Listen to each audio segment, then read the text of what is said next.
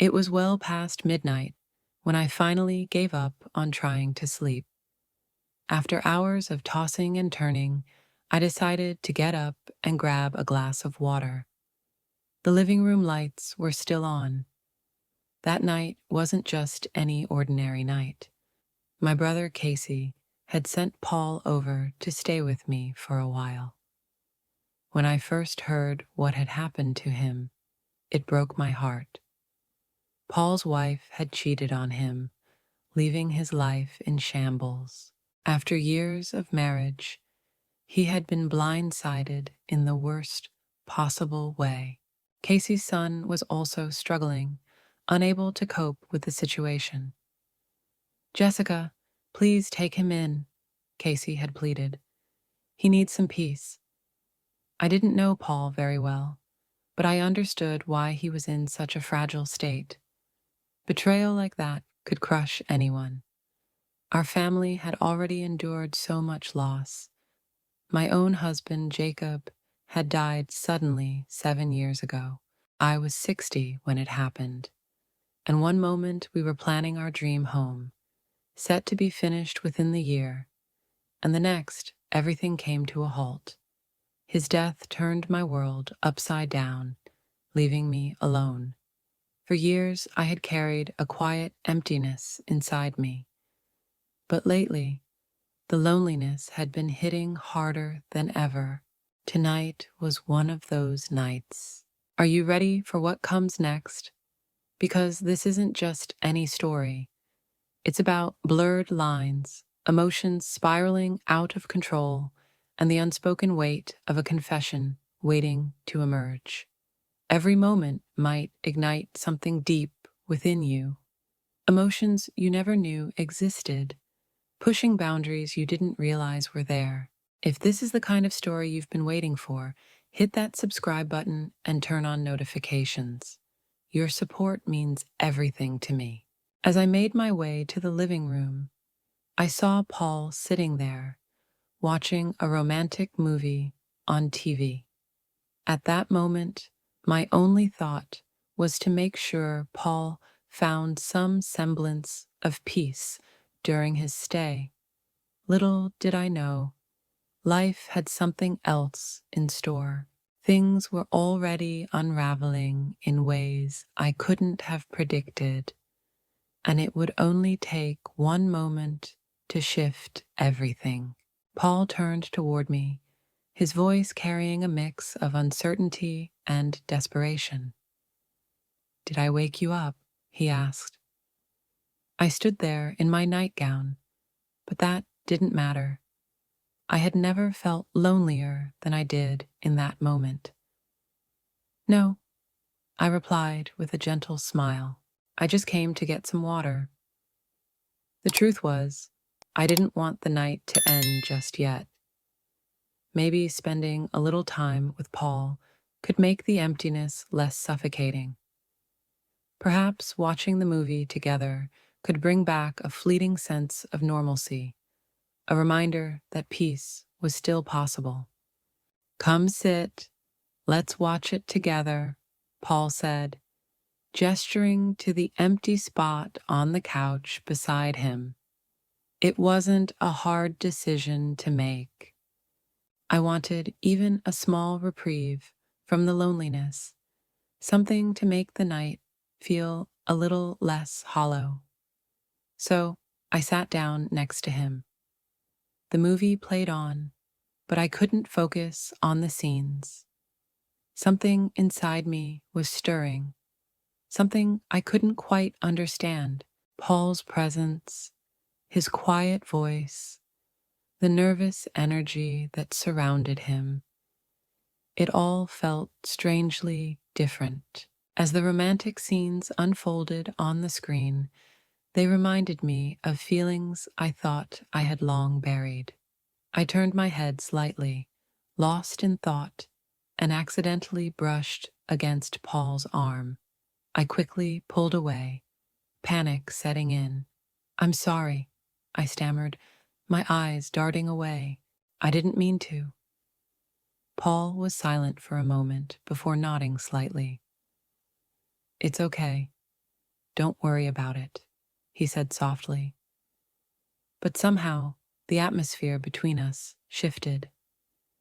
The space that had once separated us now felt smaller, almost non-existent. The movie continued, but nothing felt the same. Neither Paul nor I could find any real solace in that moment. Though we sat close together, the emptiness inside each of us remained a barrier. That night would stay with me as the start of something far more complex than I could have imagined. It was a turning point, a signal that everything was about to change. Sitting there, watching the romantic film with Paul, I couldn't shake the feeling that I was being drawn to him. Being in my nightgown, sitting so close to another man after years of solitude, felt surreal. A tension I couldn't ignore began to build. Paul's presence didn't bring comfort. Instead, it stirred something deep inside me. Perhaps it was the loneliness of all those years catching up with me, but being near him awakened emotions I hadn't felt in so long. It was confusing, unsettling, and impossible to ignore. I didn't truly relax until the movie ended. Once it was over, I got up, returned to my room, and sat on the edge of my bed, lost in thought. I needed to process everything, but I didn't even know where to begin. Sleep was out of the question, and with all those feelings swirling around, there was no reset button to press. I spent the entire night tossing and turning, unable to sleep.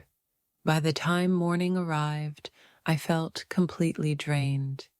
Hoping to shake off the unease weighing on me, I decided to sit at the piano.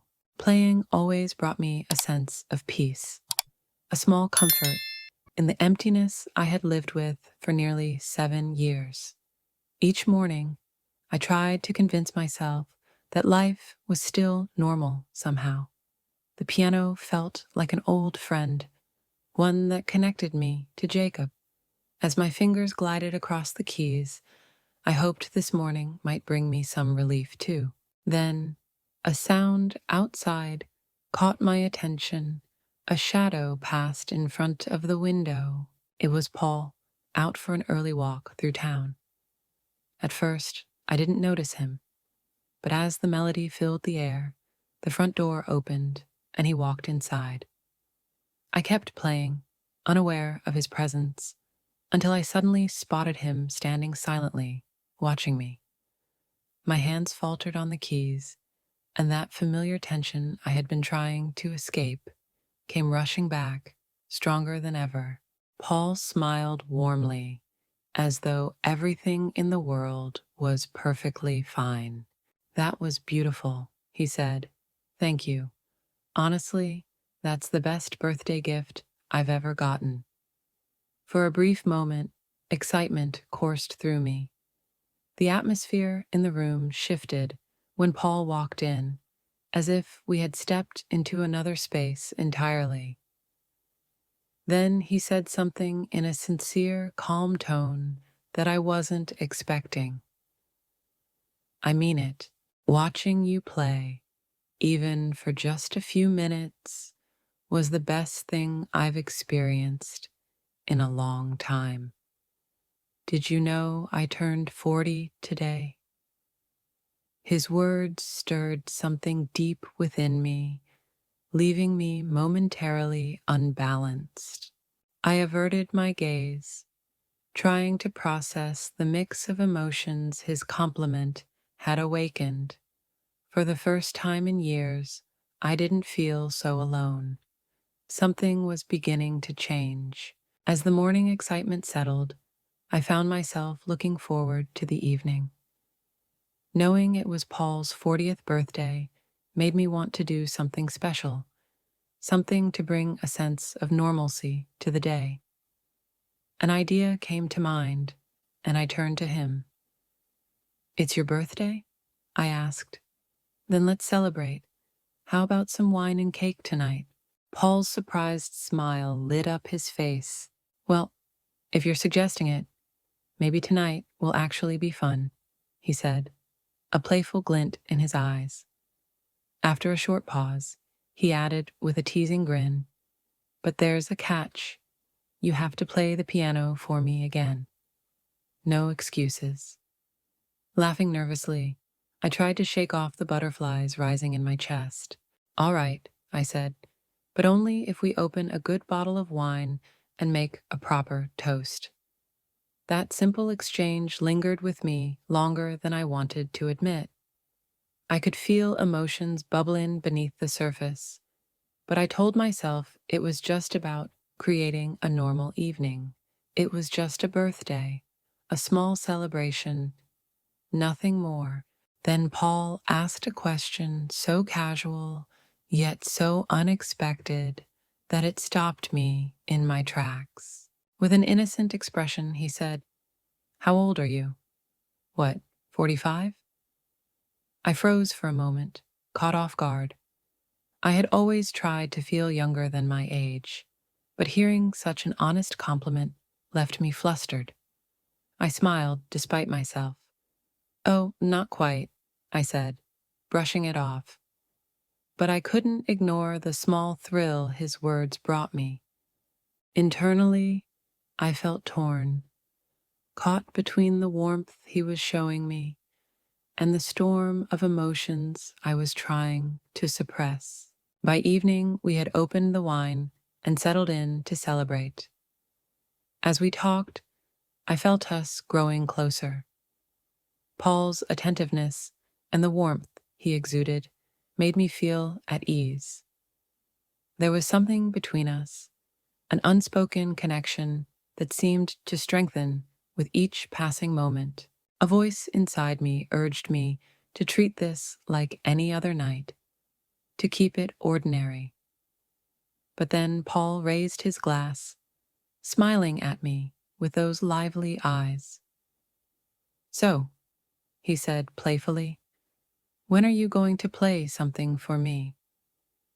You know you can't back out." For a moment, I hesitated.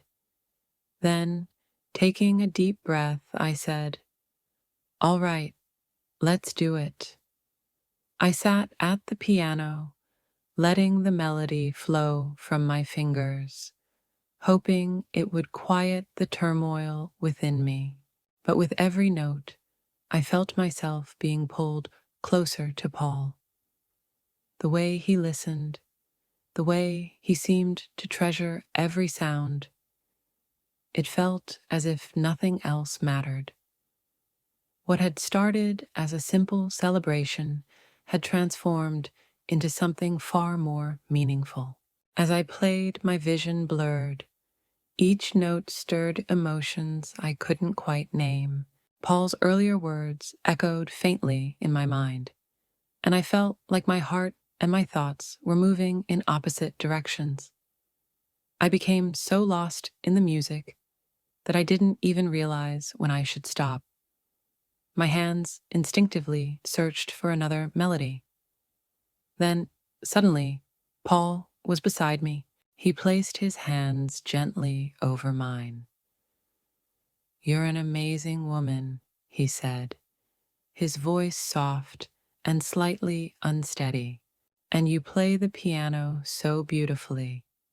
His words echoed in my mind, leaving behind an odd emptiness. His warm hands over mine anchored me, even as my emotions threatened to overwhelm me. "You're tired," he said softly, his tone steady and reassuring. "Come on, let's sit on the couch for a bit. I've got a surprise for you." With his gentle touch, Paul guided me to the couch.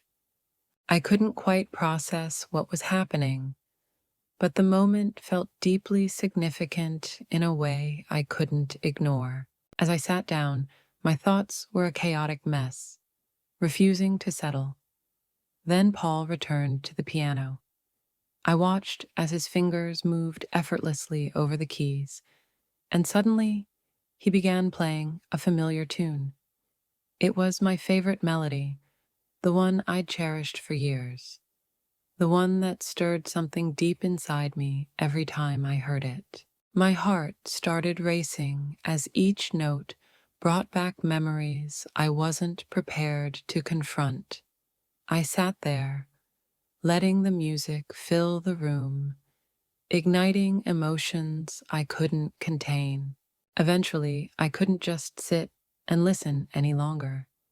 The song seemed to call me, pulling me to my feet. Slowly, I walked toward Paul, trying to calm the storm raging in my chest.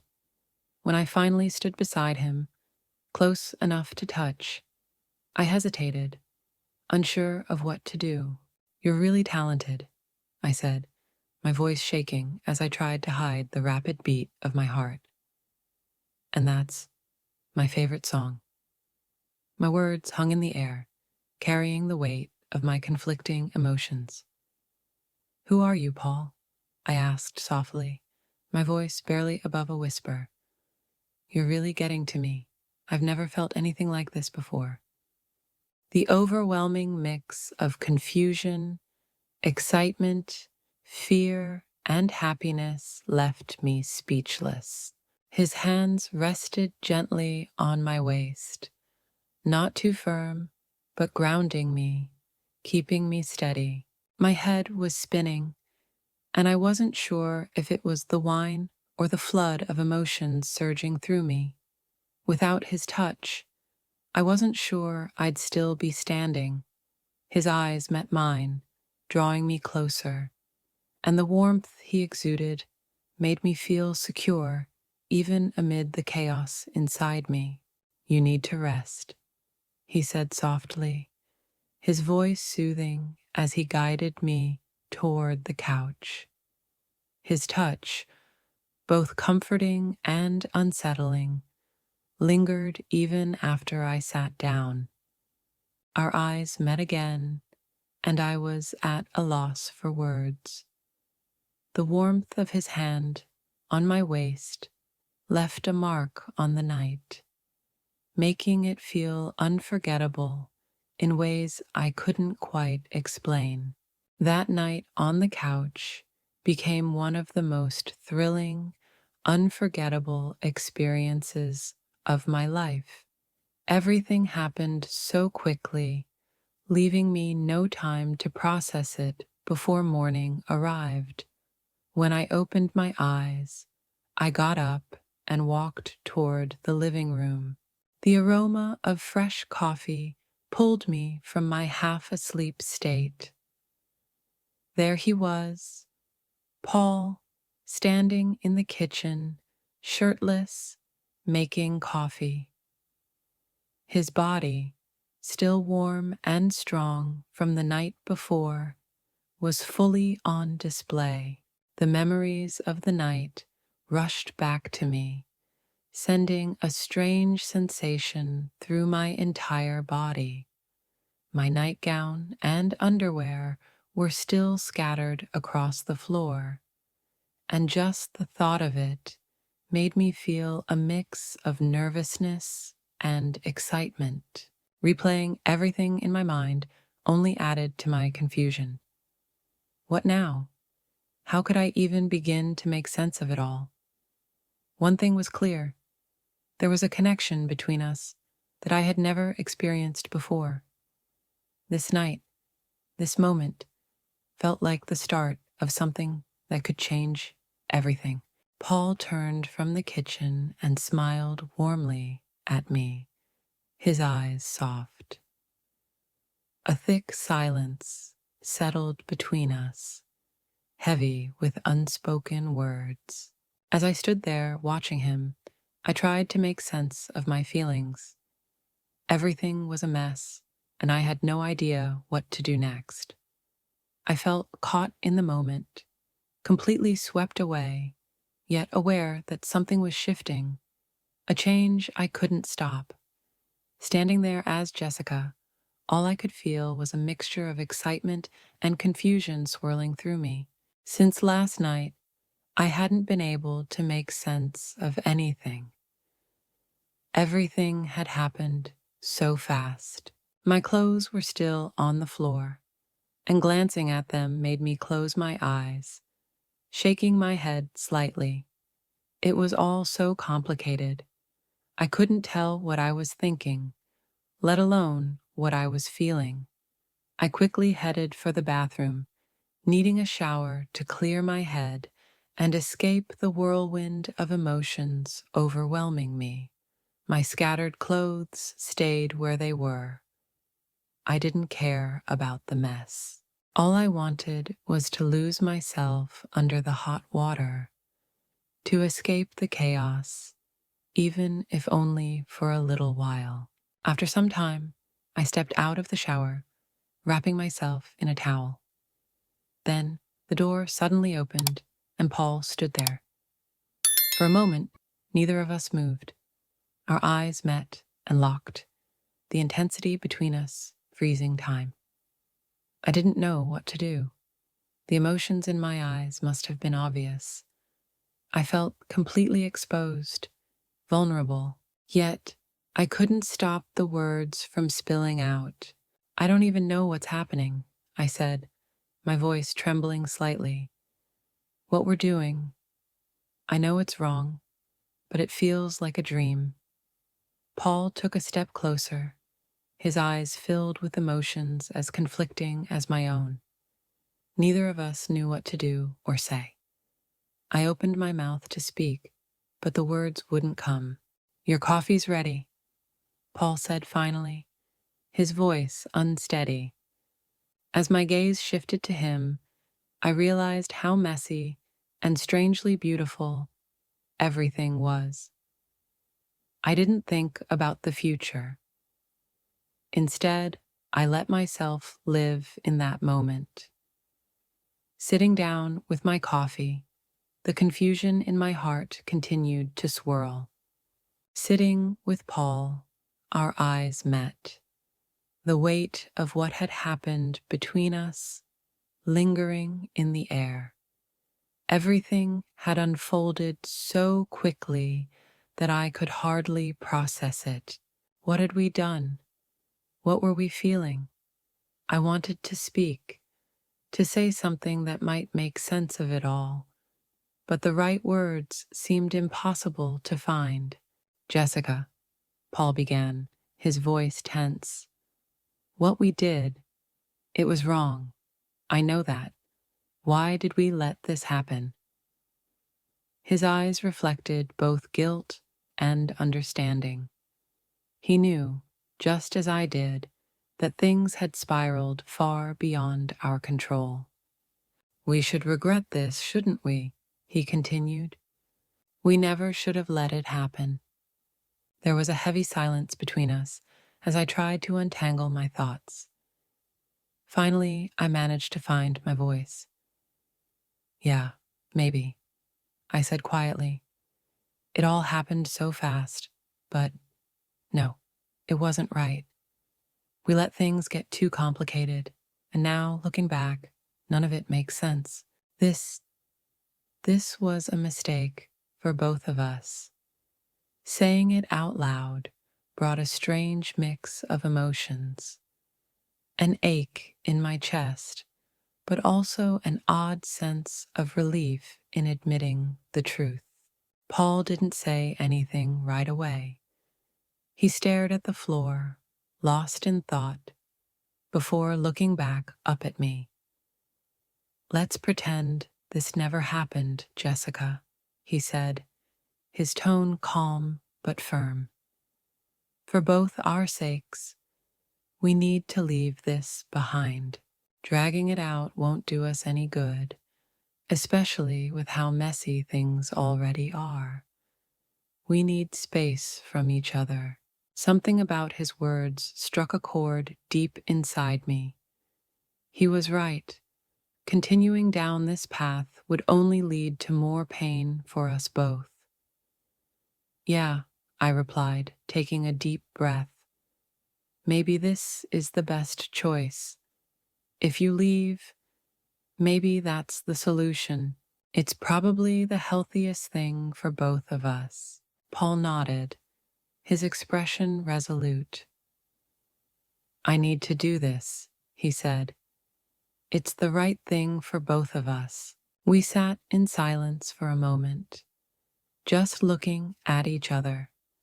In that stillness, we both understood how significant this decision was.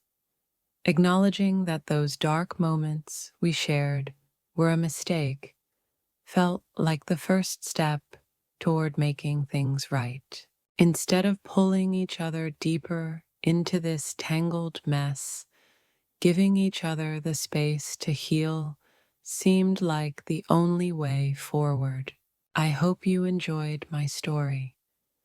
Sharing this journey with you has been so fulfilling, and it truly makes me happy to know that I can connect with you through these moments. If you'd like to hear more stories like this, don't forget to subscribe and turn on notifications so you'll always be the first to know when a new episode is released. Your likes and comments mean so much to me. Hearing your thoughts and emotions gives me the motivation to keep creating. Thank you all for your incredible support, and I'll see you in the next story.